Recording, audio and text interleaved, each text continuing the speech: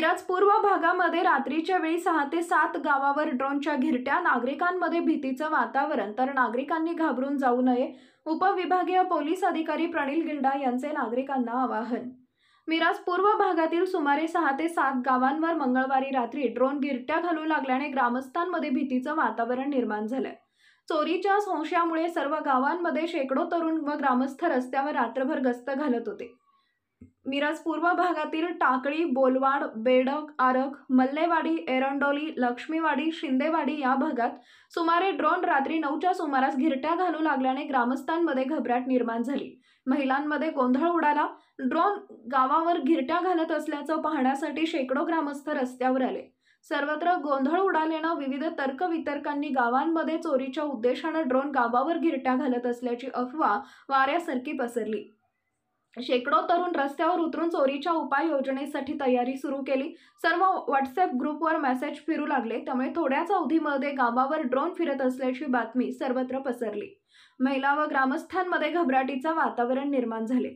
याबाबत मिरज ग्रामीण पोलिसांना माहिती मिळाल्यानंतर मिरज ग्रामीण पोलीस ठाण्याचे पोलीस निरीक्षक भैरू तळेकर यांनी मिरज पूर्व भागातल्या 2 ड्रोन घिरट्या घालत असलेल्या गावांना भेट देऊन घाबरण्याचं कोणतंही कारण नसल्याचं सांगून ध्वनिक्षेपकावरून सांगितले.